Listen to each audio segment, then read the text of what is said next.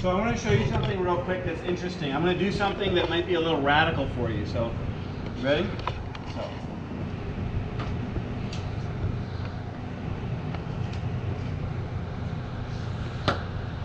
Why did I do that? To see if it's hot. Good guess. But nope. Season the griddle, funny, but nope.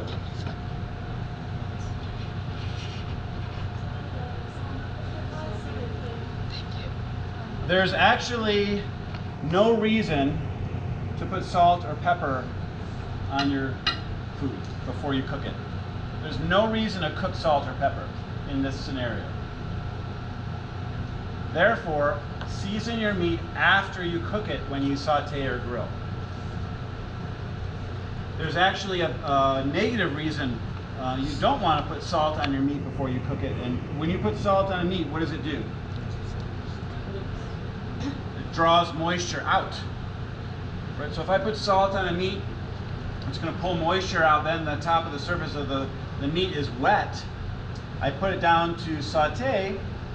The heat from the pan goes to evaporating the moisture, lowering the temperature of the pan. More moisture comes out. You can't develop good browning. You have a spiral of death effect, and you'll be homeless in 3 weeks. So don't. That's why you don't want to season your food beforehand. A little dramatic, but that hopefully drives the point home. You really don't need to season your. And when I say season, in this case, it's salt and pepper. We're going to go over why we use these in another lecture. But right now, I want you to not put salt or pepper on there until after, and we'll do it up front actually, so you won't even need to do that here. Okay? So let me show you how to saute. Now when you, I'm going to do this big piece of meat because it takes a while. When you, how many of you have been sun tanning? Okay? If you ever go sun tanning, what do you put on your skin before you go out? Suntan lotion or suntan oil sometimes, right? And the purpose of that is what? So you tan evenly, right? So we want even tanning on here too. It's another way to think about it. So we're going to put just a little bit of oil on here, and that's to facilitate even browning. The fat in here transfers the heat from the pan into the meat evenly. Okay? If you don't have that, you can get like a splotchy browning effect on there, which is not sexy. Okay? So now I want you to smell. You notice, what do you notice? Anything? Nothing really, right? There's really not much aroma coming off here. But I'm going to put this on the heat, and I want you to see what you notice. So I'm going to put it right here. What do you hear? So you always cook with your senses. Your eyes, your nose, your ears, your taste, and your intuition, right? Cook with all your senses. So let's sit here now and see what you notice in a minute. Less than a minute should be.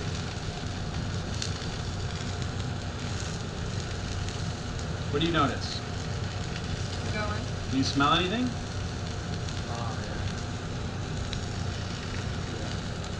Did I? A little closer. Ooh. I like my steaks rare. What do you smell now?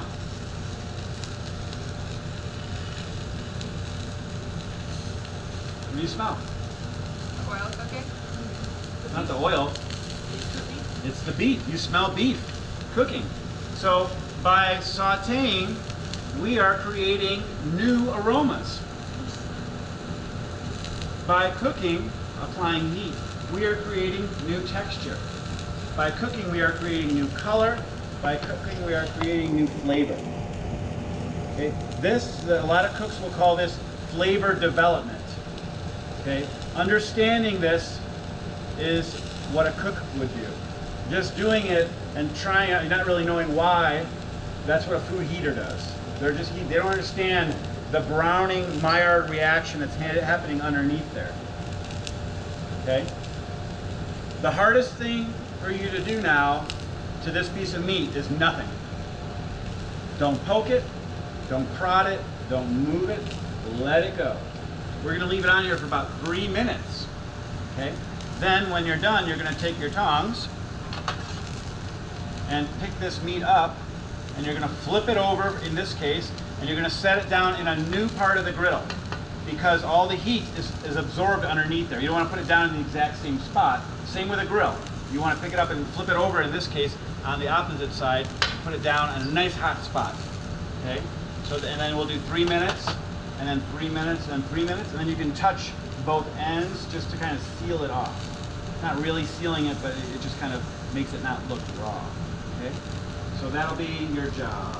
You and the guy. Okay? So before, we'll just let that go. Now come over here, I'm going to walk you through the grill. So let's pretend this is our grill. Okay, so you guys will really want to pay attention. Okay. This is our grill, and the lines of the grill run this way. When you grill a piece of meat, you're going to want to get it nice and oil all over it again. And then when you lay the piece of meat down, you want to lay it down at about a 45-degree angle away from you, like that, on the grill. So the lines are running this way. If your grill has white spots, we call those hot spots, and you don't want to lay meat directly on top of there. You want to turn your grill down in those areas a little bit, because it'll just burn and char through your meat, which is not sexy. Okay, we're looking for a nice grill, not burning through like lava. Okay, so this is on here for maybe 2 minutes. Then when you're ready, you can take your tongs and follow the grill bars all the way in. Pick up the piece of meat directly, pick it up, watch the grill mark. You're going to line your tongs up with the grill, and you're going to go 90 degrees. Then you're going to put it in a new spot. Do not flip it over. I see so many people just flip it over. That's not what you want to do here. Okay, we're doing hashtag beef. Okay. So if you're going to Snapchat, you can do that. But you want to put that and then give the marks. Then after another 2 minutes, you're going to pick it up. Then you flip it over in a new spot. 2 minutes, take it up 90 degrees, put another spot to finish it. Okay. Sounds like you all like your meat about medium rare. Does that sound good? Rare, medium rare, somewhere in there? Medium? Medium rare? Okay, so you want to pull your meat at about 125, 130 degrees. We're going to pull it off. Okay? Everybody hold your hand out in front of you. Okay, now this is a very unscientific way, but take your pointer finger and poke the fatty part of your thumb. A lot of people say that feels like rare. Okay? Now gently touch your index finger to your thumb. Medium rare. Middle finger. Medium. Index or ring finger. Medium well, and then pinky, well done. That is not very scientific. Okay, the better way, it's just kind of a fun way to know. The better way is to use a thermometer. Okay, when you temp this, what you don't want to do is, let's say this is your nice artwork, right? If this is a Picasso, you would not poke holes all in there. Okay, you want to come in on the side and insert it in the center of the meat, and then away from the bone. None of these have bones, so we're safe. But you want to go in there. Don't cook the thermometer on the grill. Be really careful, okay? It should take about 3 seconds for you to get a read. You want to pull them off around between 125 and 130 degrees. Okay?